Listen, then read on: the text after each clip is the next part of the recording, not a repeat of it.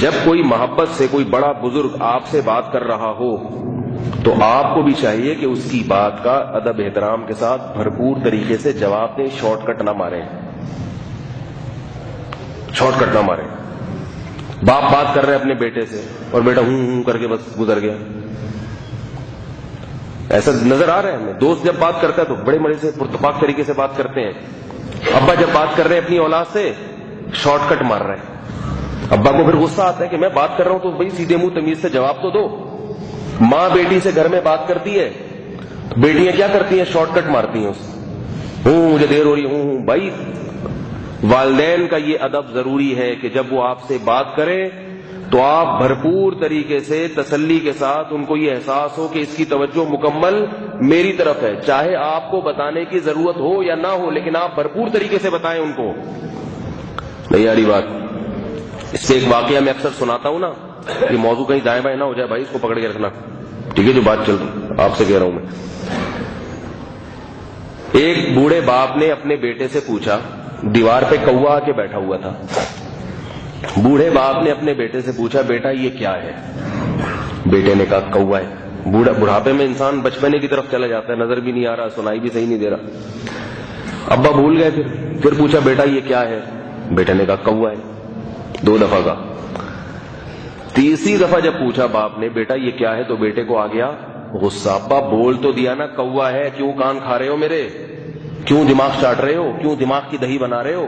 یہ سب کراچی کے محاورے ہیں، دماغ کا دہی کر دیا۔ یہی کام میں رہ گیا سارا دن کہ میں یہی بتاتا رہا ہوں کوے کا کرنا کیا ہے آپ نے؟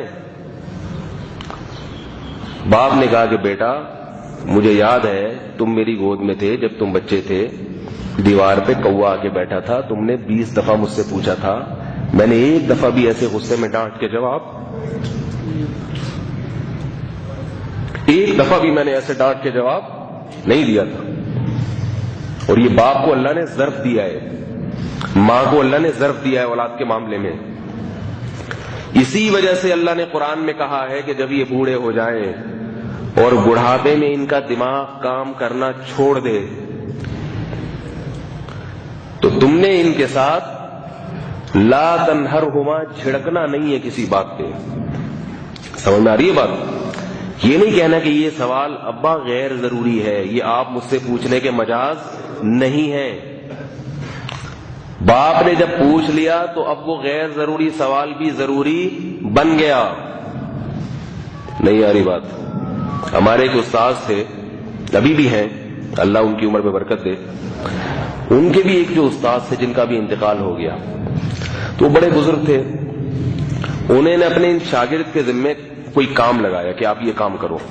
کام بہت ہی فضول سا کام تھا، جو کرنے کا نہیں تھا، بیکار سا کام تھا، وقت کی بربادی کے سوا کچھ بھی نہیں۔ تو وہ کرنے لگ گئے، ہمارے جو استاد تھے وہ اپنے استاد کا حکم سن کے کرنے لگ گئے کام۔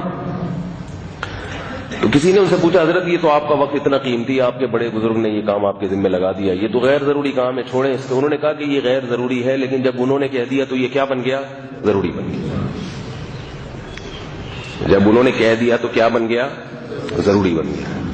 تو بعض دفعہ ایک کام غیر ضروری ہوتا ہے، لیکن کسی ایسے کی طرف سے آرڈر آ جاتا ہے جس کے آرڈر کو ماننا ضروری۔ وہ واقعہ سناتا ہوں نا میں اکثر، ایک بہت بڑے محدث تھے، بزرگ تھے،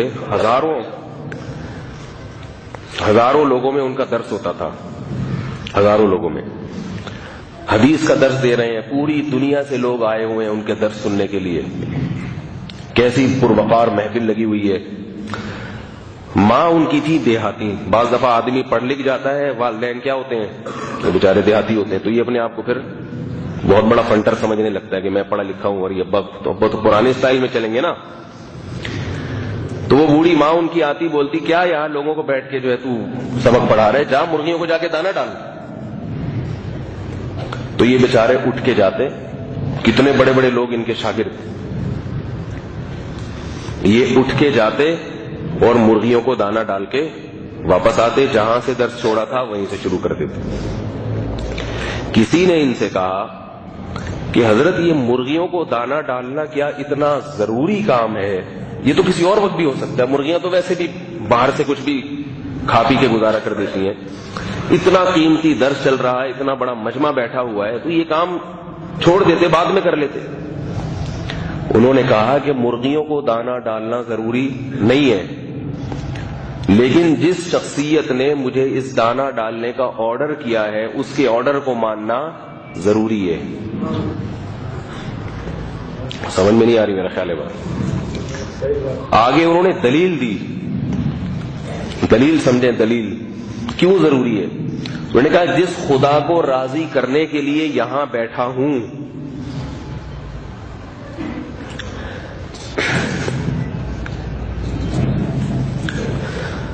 فرمایا کہ جس خدا کو راضی کرنے کے لیے یہاں بیٹھا ہوں, تو وہ خدا کیا ہو جائے گا؟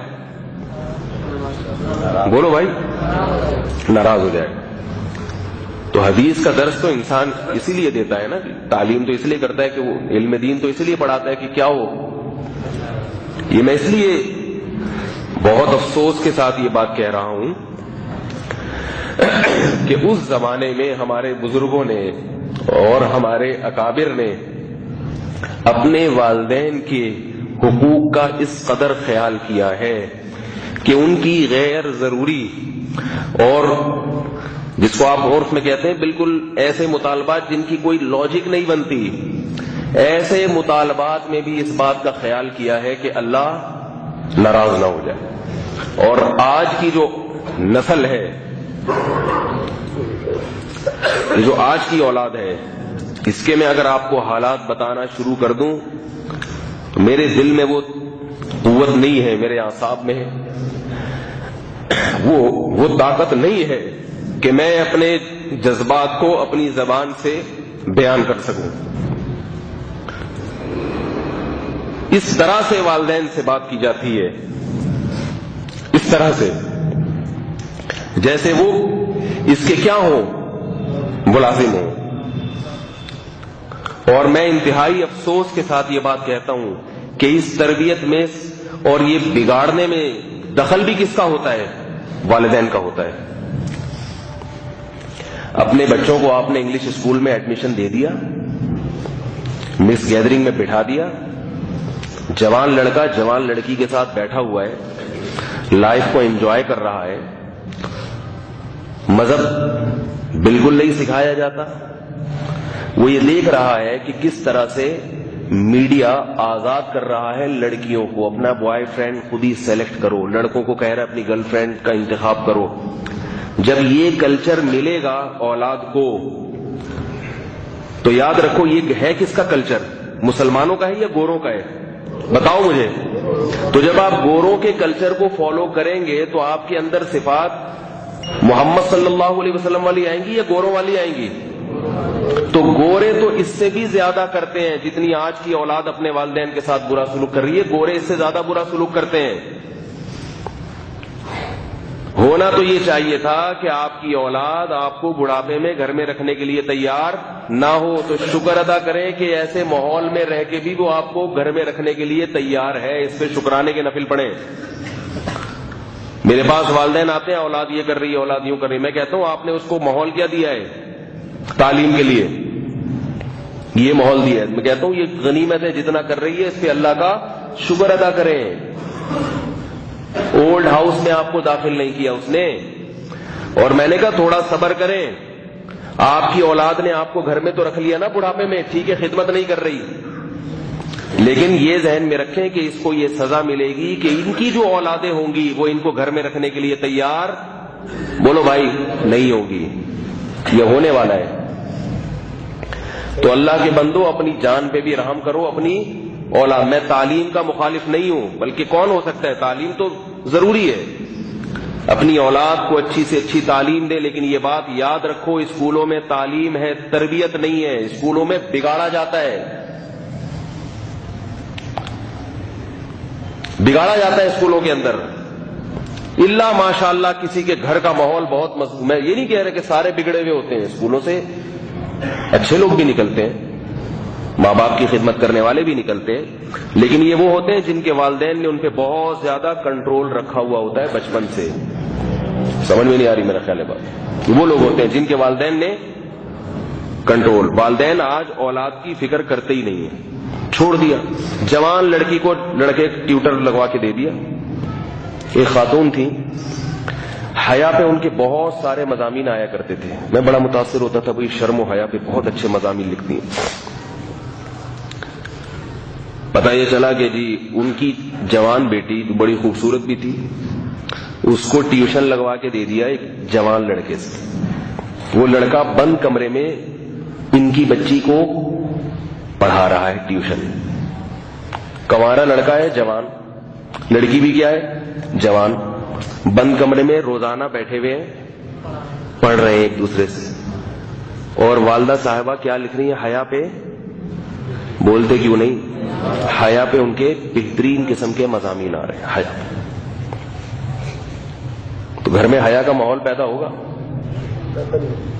یہ حالات ہے. پھر پوچھتے ہیں کہ بچی بھاگ گئی, بچی کے چکر, بچی سنتی نہیں.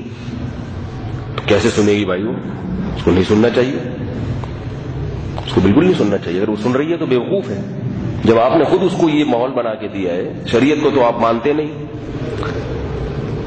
علماء سے دور رکھا بچوں کو اپنے. یاد رکھو پہلے زمانے میں لوگ اپنی اولاد کو نیک بنانے کے لیے, خوب اچھی طرح سمجھیں یہ جملہ, خوب سنیں اس کو, اپنے بچوں سے علماء کی خدمت کروایا کرتے تھے تاکہ بچے علماء کی خدمت کریں گے تو والدین کی پھر اس سے بھی زیادہ کریں گے, کیونکہ والدین کا مقام بچوں کے لیے علماء سے زیادہ ہے. اپنے والدین کا مقام ہو, ویسے تو علماء کا مقام سب سے اونچا ہے, لیکن بچے کے لیے سب سے پہلے کون ہے؟ اپنے والدین ہیں.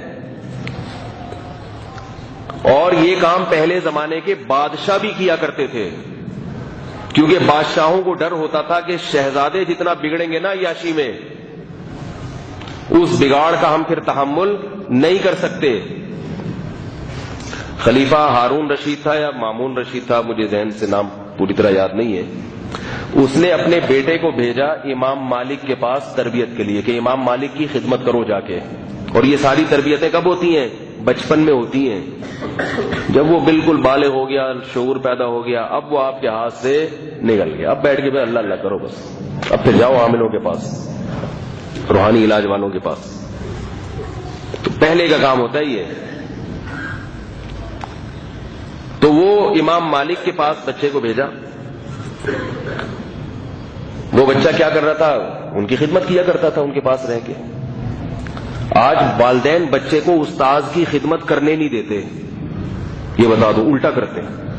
نہیں نہیں, یہ کون ہوتے ہیں؟ یہ کون ہوتے ہیں ہمارے بچے سے خدمت لینے والے؟ یہ کون ہوتے ہیں ہمارے بچے کو ڈانٹنے والے؟ بچے کے سامنے استاذ کی بے عزتی کی جا رہی ہے, تو بچے کے دل میں استاذ کا احترام پیدا ہوگا؟ جب استاذ کا نہیں ہے تو پھر باپ کا بھی نہیں ہوگا. ہمارے ایک استاذ ہیں, ان کے بچے بڑے نیک ہیں. میں نے اتنے نیک بچے کسی کے اب تک کی رپورٹ ہے کہ میں نے دیکھے نہیں. اللہ ان کو نظر بد سے بچائے. بہت احترام کرتے ہیں اپنے والد کا اور اساتذہ کا بھی. میں بھی ان کے ایک بیٹے کا استاذ ہوں. انہوں نے کیا کہ ہم نے چونکہ ان کے بچوں کو دیکھا ہے بچپن سے, ایک دفعہ ان کے بچے نے گھر میں آ کے اپنے استاذ کی شکایت لگائی کہ انہوں نے مجھے بہت ڈانٹا ہے. والدہ سے شکایت لگائی. والدہ نے کہا ہوں ایسے کیا, یوں کیا. میں ٹھیک ہے ابا آئیں گے تو ابو کو میں بتاؤں گی تمہارے شکایت لگاؤں گی. ابو جب گھر میں آئے تو ابا سے بتایا کہ ابو میرے نہیں بلکہ ان کی اہلیہ نے بتایا کہ آپ کے بیٹے کو نا فلاں قاری صاحب نے بہت سختی کی ہے, استاد ہیں انہوں, ذرا جا کے ان سے پوچھیں. کیونکہ وہ استاد جو ہمارے ہیں وہ بھی بڑے محتمم ہیں اور بڑی ان کی وجاہت ہے. تو ان کے بچے کو تو کوئی چھیڑ دے, ان کو تو بہت ہی غصہ آنا چاہیے کہ میں اتنا بڑا عالم, میں اتنا بڑا مفتی اور میں اتنا بڑا مدرسہ چلا رہا ہوں, میرے بچے کو فلاں قاری صاحب نے کیسے ہاتھ اٹھایا یا کیسے اس کو ڈانٹا. تو ان کو تو غصہ آنا چاہیے تھا نا. تو انہوں نے اپنے بیٹے کو بلایا, بولا تم نے اماں سے شکایت لگائی ہے اپنے استاد کی؟ جی ابا انہوں نے ایسے ایسے کیا میرے ساتھ. کہا بیٹا یہ پہلی اور آخری مرتبہ ہے, اس کے بعد اگر تم نے گھر میں آ کے اپنے استاد کی شکایت لگائی تو تمہارے استاد نے تمہیں جتنی تنبیہ کی ہے نا اس سے زیادہ تنبیہ کون کرے گا؟ میں کروں گا. اسی کو کہتے ہیں با ادب با نصیب بے ادب. میں یہ نہیں کہہ رہا کہ کوئی استاد آپ کے بچوں کو کوٹتا پیٹتا رہے, یہ غلط ہے. اگر ظلم ہو رہا ہے تو آپ جائیں اس کو شکایت, استاد سے الگ سے ملیں. بچوں پہ خامخواہ کی سختی کرنا اس سے بچوں کو نقصان ہوتا ہے. بلا وجہ کی سختی کرنے سے بچے کی ذہنی گروتھ رکتی ہے. الگ سے جا کے اس کو سمجھائیں, اور اگر آپ سمجھ رہے ہیں کہ استاذ باز نہیں آ رہا, بچے کو وہاں سے نکال لیں, لیکن بچے کے سامنے استاذ کی برائی نہیں آنی چاہیے, کیونکہ ایک دفعہ اس کے دل سے استاذ کا احترام نکل گیا تو پھر وہ کبھی اپنے ٹیچر کی عزت نہیں کرے گا, پھر نہ مسجد کے امام کو امام مانے گا, نہ علماء کو علماء مانے گا, نہ اپنے باپ کو باپ مانے گا. آخر میں نتیجہ یہاں آئے گا. سمجھ میں آ رہی ہے کہ نہیں آ رہی ہے ہمیں؟ تو بچے کو جو ہے نا, بچے کو احترام سکھائیں. استاد, ہاں خدمت, میں واقعہ سنا رہا تھا امام مالک کا, کہ وہ بادشاہ نے اپنے بیٹے کو بھیجا کہ بھائی جا کے ان کی خدمت میں رہو, ان کی خدمت کرو. بچپن میں بچہ بات مان لیتا ہے, وہ خدمت کرتا ہے, وہ آپ اس کو جس ماحول میں ڈالیں گے ڈل جائے گا. تو ایک دن وہ آئے اور دیکھا کہ بادشاہ آیا, اس نے دیکھا کہ وہ بچہ لوٹا لے کے کھڑا ہوا ہے. امام مالک تھے یا اس زمانے کے کوئی اور بزرگ تھے, میں واقعے کے جو الفاظ وہ ہے شخصیات ان کو زیادہ فوکس نہیں کرتا, میری کوشش ہوتی ہے جو واقعہ جو اصل ہے نا جس سبق مل رہا ہے اس کو زیادہ وہ اس طرف زیادہ توجہ دوں. تو وہ جو ہے نا وہ لوٹے سے ان کو وضو کروا رہے ہیں اپنے استاذ کو, اور استاذ اپنے پاؤں دھو رہے ہیں. شہزادہ وضو کرا رہا ہے کس کو؟ عالم کو. شہزادہ, بادشاہ کے لوگ یعنی حکومتی لوگ, وہ وضو کرا رہا ہے اور وہ کیا کر رہے ہیں؟ اپنے پاؤں اپنے ہاتھ سے دھو رہے ہیں. تو بادشاہ نے کہا کہ حضرت میں نے اپنا بچہ آپ کے پاس تربیت کے لیے بھیجا تھا, بگاڑنے کے لیے نہیں بھیجا تھا, آپ تو بچے کو بگاڑ رہے ہیں. انہوں نے کہا کیوں بھائی, اس سے خدمت تو لے رہا ہوں. انہوں نے کہا کہ آپ کے اپنے پاؤں خود کیوں دھو رہے ہیں, یہ کیوں نہیں دھو سکتا؟ اس کو چاہیے کہ آپ کے پاؤں خود دھوئے, آپ کو نہ دھونے دے. یہ بادشاہ کو یہ شعور ہے اس زمانے میں کہ بھائی اگر یہ ابھی سے نہیں سیکھے گا یہ تو کیا بن جائے گا. یہی تو ہو رہا ہے آج کل حکومتی اہلکاروں کا حال. تربیت ہے نہیں, بیٹا ہی باپ کو کھانا شروع کر دیتا ہے, بیٹا ہی باپ کو مروا دیتا ہے. ہوتا نہیں ہوتا, بیٹے نے باپ کو مروا دیا, وہ اس نے بھائی کو مروا دیا, فلانے نے اپنی بیوی کو مروا دیا. کہتے ہیں, مجھے نہیں پتا مروایا کہ نہیں مروایا, لیکن لوگ کہتے ہیں واللہ عالم. تو یہ اسی وجہ سے تو ہو رہا ہے سارا حساب کتاب. تو میرے بھائی اپنے بچوں کو علماء کی محفلوں میں بھیجا کرو, انشاءاللہ اس سے جتنے مرضی بگڑ گئے مگر آپ کا احترام بڑھاپے میں کریں گے, خدمت کریں گے. ان کو پتا ہے کہ میں بدگمان بھی نہیں ہو رہا کہ جو نہیں جاتے وہ خدمت نہیں کرتے. بہت سے ہم نے دنیا دار دیکھے ہیں کہ وہ بڑی خدمت کرتے ہیں, دیندار پیچھے رہ جاتے ہیں, دنیا دار آگے نکل جاتے ہیں. قاعدہ کلیہ نہیں ہے, اکثر یہی ہے کہ دین ہوگا تو پھر احترام آئے گا, خدمت کرو گے. دین نہیں ہے تو ان کو بوجھ سمجھو گے. اور گوروں کے حالات سے عبرت حاصل کرو. ان کے پاس ایمان اور دین نہیں ہے تو کیا حال کر دیا. ہمارے پاس کچھ بھی نہیں ہے, ٹوٹا پھوٹا ایمان ہے, ٹوٹا پھوٹا عمل ہے, اس کی وجہ سے کم از کم ہمیں اپنے والدین سے محبت ہوتی ہے.